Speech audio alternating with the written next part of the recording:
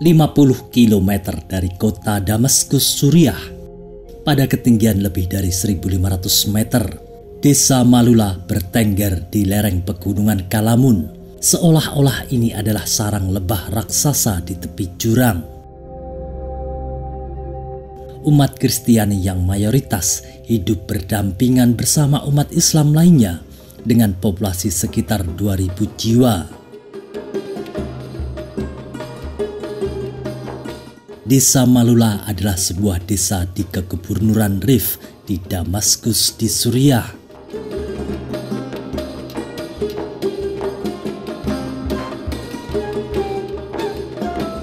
Desa ini dikenal sebagai salah satu dari 2 desa yang tersisa yang menggunakan bahasa Neo-Aramik Barat, yaitu bahasa yang digunakan Yesus atau Nabi Isa dalam Islam. Do you hear Aramaic? Yeah, we heard. You speak also? Yes. Can you say how are you in the local language? اختشو in Aramaic. اختشو in Aramaic. But I can Aramaic? Aramaic. جبعدين Subadin. جبعدين يسأل الجبة Can you say thank you in the language? يسلمن ذوثخ اخمل بشمو خد على رعا أبلاح لحمة حتي عيال يومه. Nama Malula dikatakan berasal dari kata Aram. Pada pandangan pertama, Malula tampak seperti tebing besar yang puncaknya merupakan puncak biara San Sergei. Ini adalah salah satu gereja tertua di dunia, didirikan pada tahun 325 Masehi.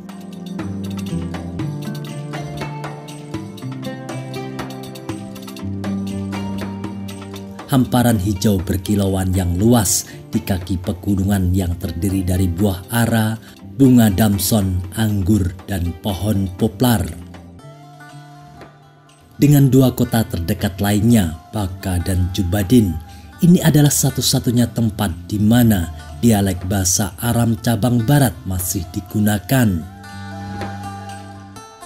Populasi penduduknya adalah umat Kristen Ortodok Yunani Antioquia, umat Katolik Melkite, dan minoritas Muslim Sunni yang secara etnis mengidentifikasi diri mereka sebagai orang Aram.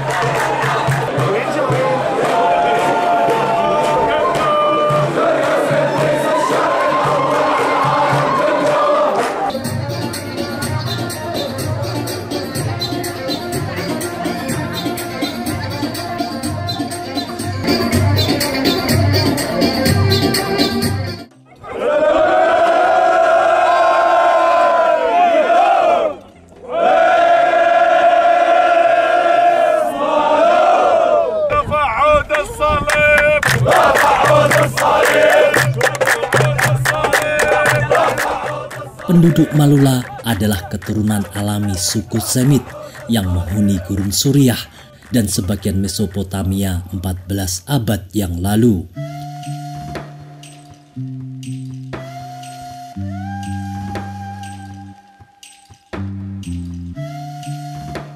Naskah kuno mengungkapkan bahwa suku-suku ini bernama Aramu atau Ahlamu.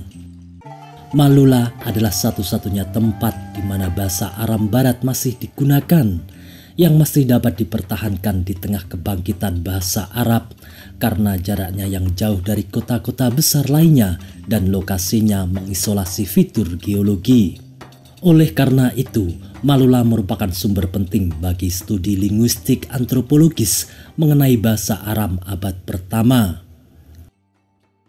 Sebuah warisan yang luar biasa karena mereka belum menganut identitas etnis Arab, tak seperti mayoritas warga Suriah lainnya. Namun jalan raya dan transportasi modern serta akses terhadap televisi dan media cetak berbahasa Arab dan juga kebijakan negara berdahan telah mengikis warisan linguistik tersebut. is that we still practice the language of the prophets of the old days. Aramaic. You see, language came out from Iraq, known in the old days as Mesopotamia, right?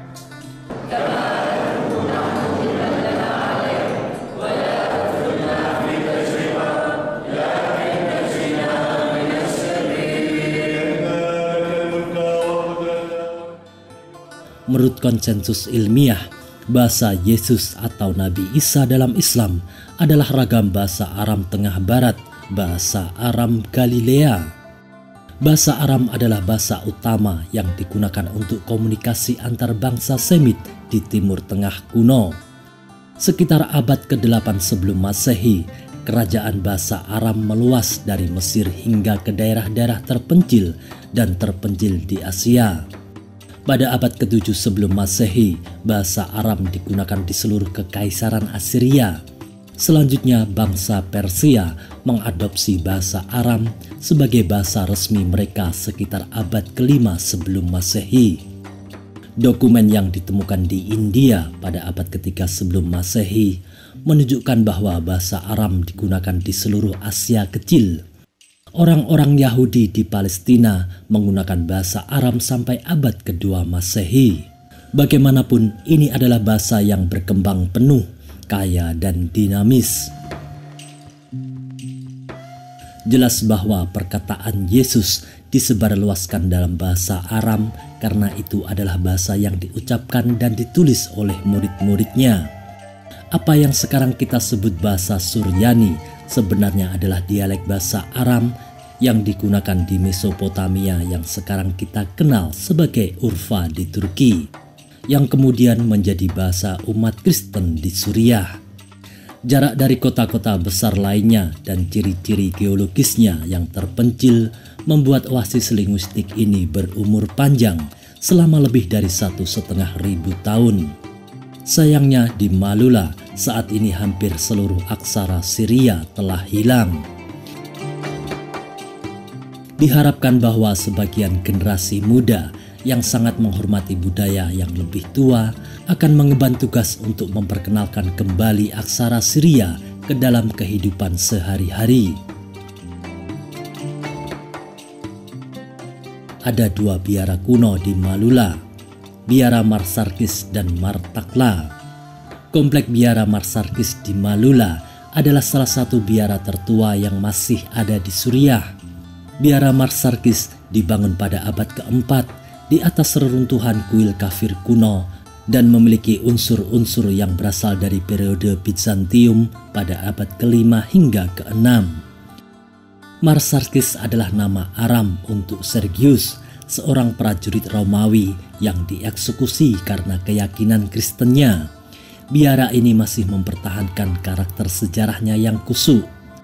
Biara ini memiliki 2 ikon tertua di dunia, salah satunya menggambarkan perjamuan terakhir. Gaya Bizantium dan bentuknya yang ramping merupakan salah satu altar Kristen pertama. Sejak dibangun hingga saat ini, biara ini digunakan sebagai tempat peribadahan yang semakin menambah kesan misteri. Biara Martekla. Bangunan ini dibangun dalam beberapa tingkat sehingga memberikan kesan mewah. Monumen keagamaan yang menarik ini menerima aliran pengabdian yang tidak ada habisnya. Biara dengan penuh semangat menjaga jenazah Santo Tekla, putri Pangeran Seljukida, seorang pengikut Santo Petrus. Banyak peziarah datang ke Malula, baik Muslim maupun umat Kristen. Tetapi yang paling menarik perhatian adalah suasana damai di tempat ini. Ini menawarkan kesempatan yang tidak ada duanya untuk bermeditasi dan menyatu dengan keindahan landscape. Terdapat pula sebuah masjid berdiri kokoh di Malula.